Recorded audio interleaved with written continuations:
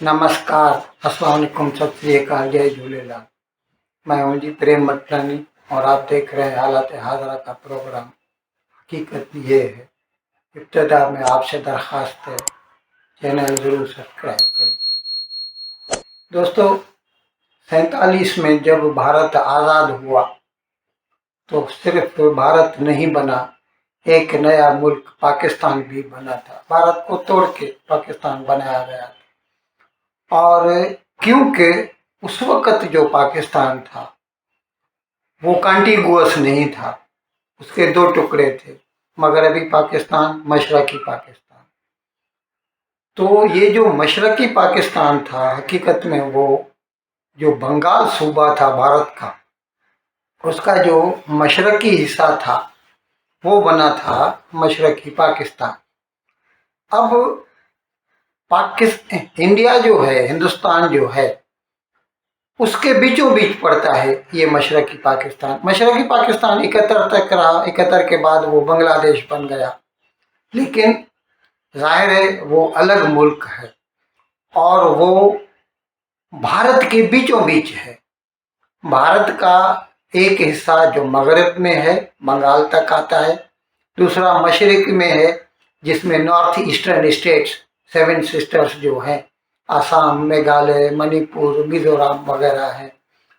और इन दोनों हिस्सों को मिलाने के लिए मगरबी बंगाल का एक छोटा सा टुकड़ा है जो नेपाल के साथ मिलता है और उसको कहते हैं सिलीगुड़ी कॉरिडोर।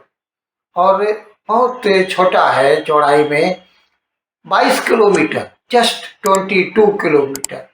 इसीलिए उसे जोग्राफिकली चिकन स्नेक, मुगरी मुर्गी की गर्दन भी कहा जाता है।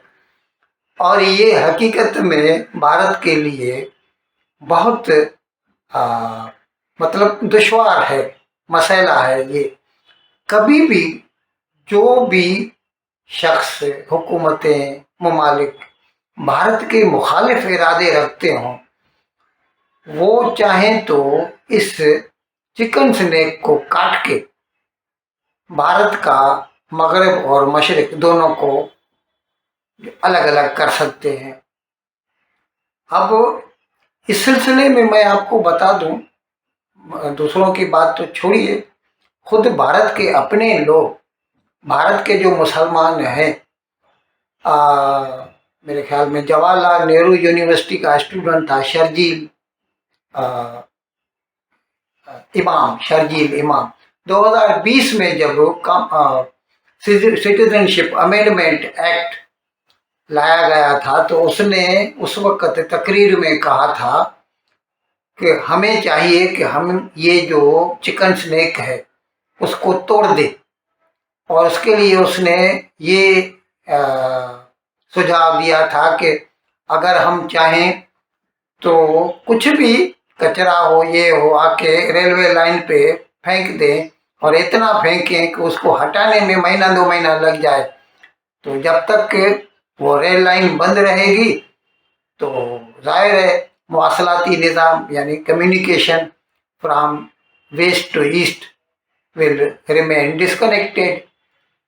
अब दुख की बात यह है कि न सिर्फ मेन इंडिया के जो मुसलमान, बल्कि खुद ये जो इलाका है ना मगरबी बंगाल का, जिसे सिलीगुड़ी कॉरिडोर कहते हैं, वहाँ पर भी मुसलमान ज़्यादा रहते हैं और वो रेडिकलाइज्ड हैं।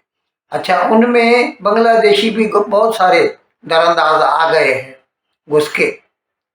तो इसकी वजह से वहाँ पर वो जो इलाका है ना, वहाँ का डेमोग्राफी चेंज हो गया है, वहाँ पर मुसलमान ज़्यादा हो गए हैं। इसकी वजह से हमेशा हिंदुस्तान को ये खतरा लाहक रहता है कि कभी भी कोई भी मुल्क का बंदा या बाहर का कोई अगर चाहे तो ये जो कम्युनिकेशन का जरिया है इसको तोड़ सकता है, चिकन स्नेक को। इसके लिए भारत हमेशा सोचता रहता है। ऐसे एक रेल लाइन है जो मैंने बताया, जिसके लिए शर्जील इमाम ने बोला था कि अगर उसके ऊपर हम कचरा वचरा फेंक दें तो वो कट सकती है। इसके लिए भारत ने अभी एक नया प्रपोजल, मतलब अमल में होने जा रहा है, वो और पास कर चुके हैं वो, अब उसके लिए सर्वे वगैरह हो रहा है। उसमें क्या होगा कि जो भारत का बिहार है उसका जोगबानी, अरारिया जिला है, वहां का है कि जोगबानी रेलवे स्टेशन है, वो नेपाल के सरहद के नजदीक पड़ता है। वहां से एक नई रेल लाइन शुरू की जाएगी और वो वहां से शुमाल में जाके नेपाल में दाखिल होगी और आगे शुमाल में जाके नेपाल के अंदर जाके फिर नेपाल के ईस्ट में जाके और फिर वो साउथ में आके मगरबी बंगाल का जो जलपाईगुड़ी है वहां पे आके खत्म होगी। इसकी जरूरत यही इसीलिए है कि अगर खुदा न खास्ता जो एग्जिस्टिंग रेलवे लाइन है उसको कोई नुकसान पहुंचाता है या कम्युनिकेशन के जराये को काट देता है, तो ये एक अल्टरनेट इंटरनेशनल रेल रूट होगा जहां से भारत वेस्ट से ईस्ट तक अपने बंदे, अपना माल, हथियार वगैरह सब कुछ पहुंचा सकता है। इसके लिए नेपाल की सरकार से बात हो चुकी है। इस पर जो भी खर्चा आएगा, जमीन खरीदने का, रेल लाइन बनाने का, रेलवे स्टेशन से बनाने का, ये सब भारत उठाएगा। अब इससे फायदा तो नेपाल को भी होगा, लेकिन भारत के लिए कम से कम ये होगा कि उसको फिर ये खतरा लाक नहीं रहेगा कि अगर खुदा न खास्ता किसी ने सिलीगुड़ी कॉरिडोर को काट दिया तो फिर एक अल्टरनेट रूट उसके पास रहेगा। ये जो कॉरिडोर है इसका जैसे मैंने बताया, जो नया रेल लाइन है इस पर इसके सर्वे पे काम शुरू हो चुका है। इसके बाद इसका जो सर्वे जैसे ही पूरा होगा उसके बाद ज़मीन की खरीदारी और प्रोजेक्ट रिपोर्ट बनाई जाएगी और मैंने जैसे अर्ज किया कि इसके ऊपर खर्चा सारा जो है भारत उठाएगा। अब इस पर न सिर्फ पैसेंजर रेलवे चला करेगी बल्कि मालगाड़ी भी।